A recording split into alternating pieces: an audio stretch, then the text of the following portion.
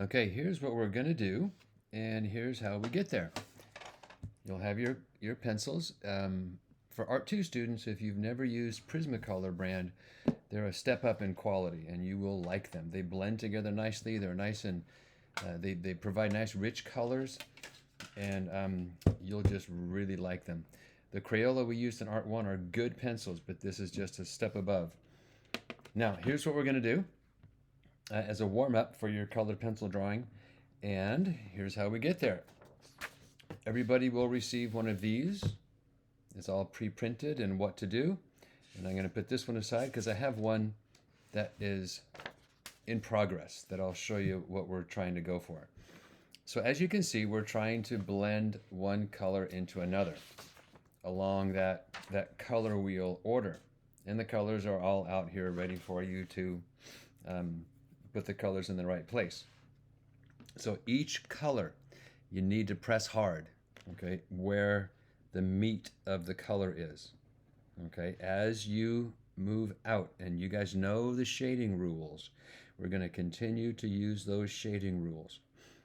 As you move out toward the next color, you're going to let this color fade away. And as you learned in Art 1, that is the key. If you don't let the first color fade away, the next color that you blend into it will not have a smooth blend. So out here where this red is starting to get really light, I'm going to use our little tickle shading technique. Keep on, whoops, there's something underneath there. Keep on using the shading rules. And you're going to come over here pretty close to the next color, but it's so light, it's not going to have a large influence. Okay, so I've faded that away. Now we're going to take the next color, and I'm only going to do a little strip so it doesn't take too long.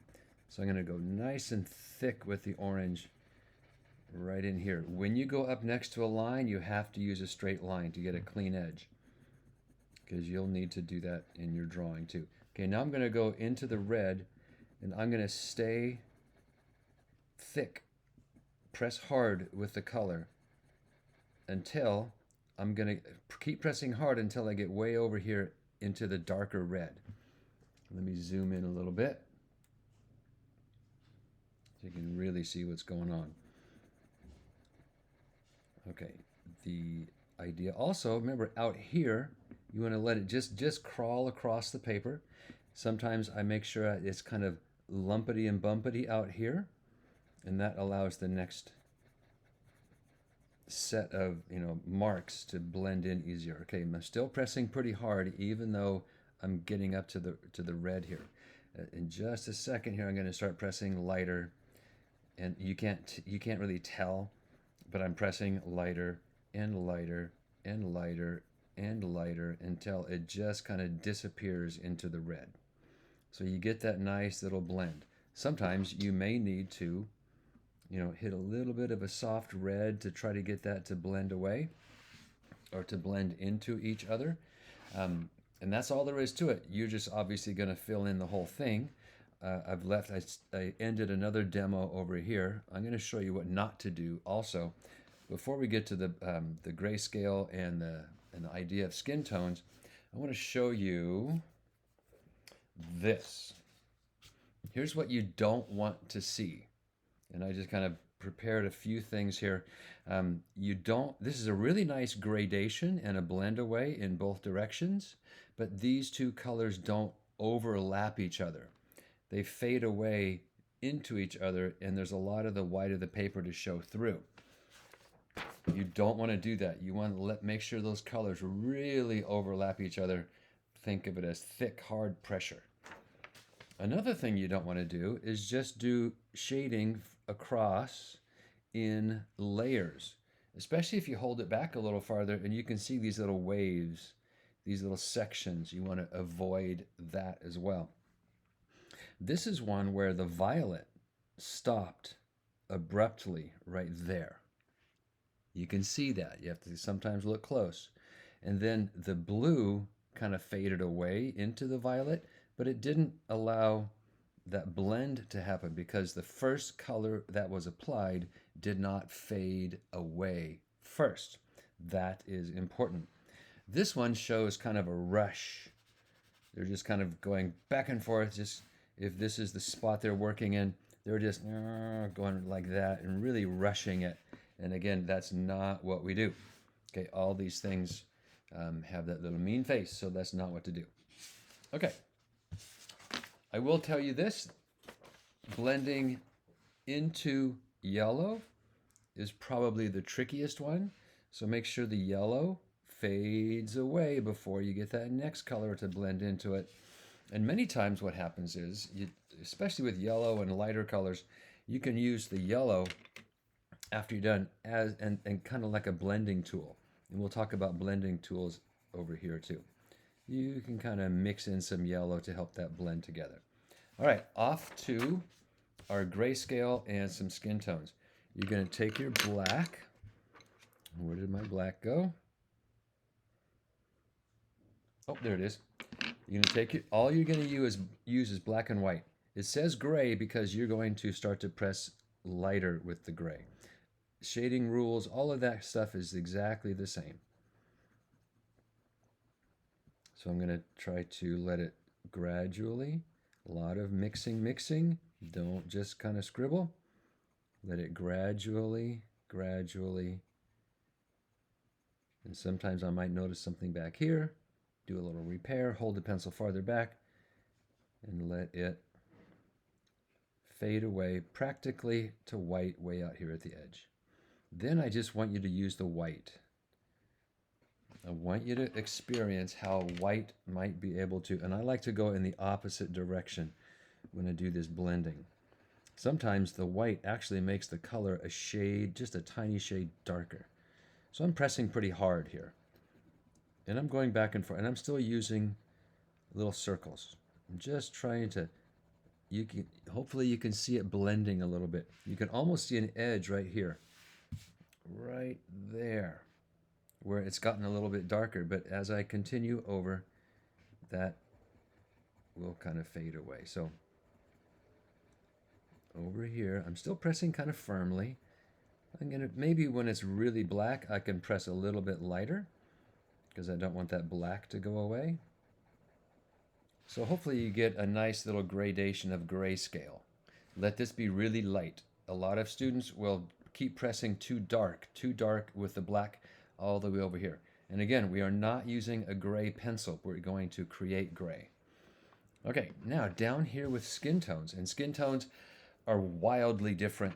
They sometimes have some similarities, but things are wildly different. And it tells you right down here what colors I would like you to use.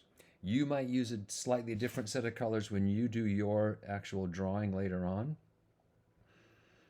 But I want you to experience how each color you apply kind of changes the tone.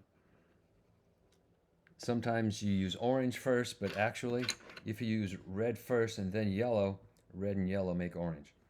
Okay, so I'm going to go fairly dark. And like the gray, I'm going to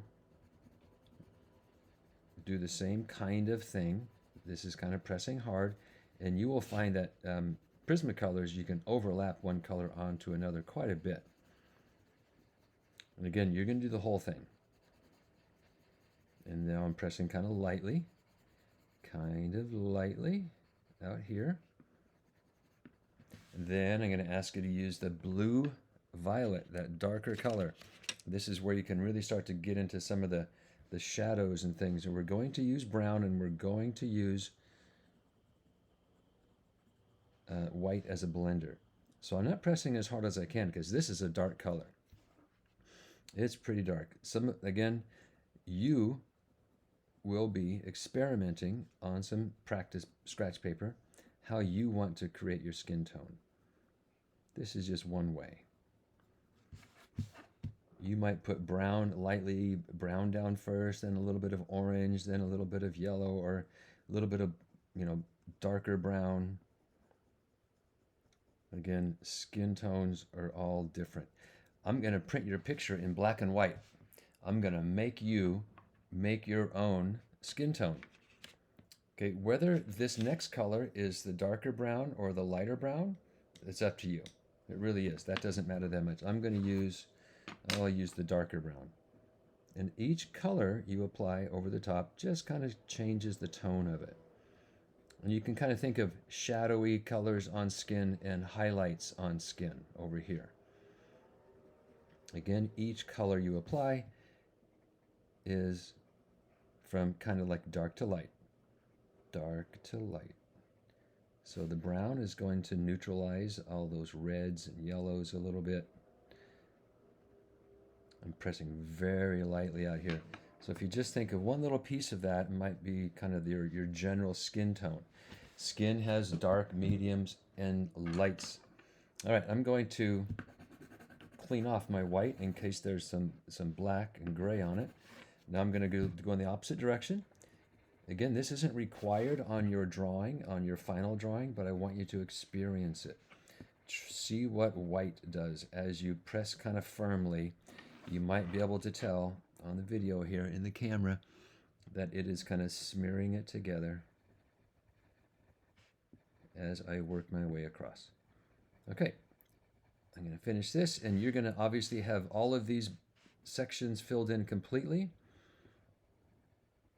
So somebody with lighter skin, the shading might be just like this. Somebody with darker skin, the shading might be more like this. In the deep dark shadows of, where light is not hitting at all, it could be really dark on some skin tones.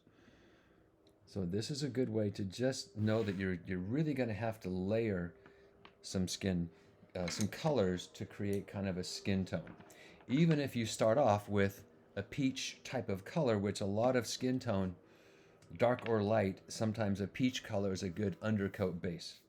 All right, so your finished piece will look something like this. All right, there you go. That's all there is to it.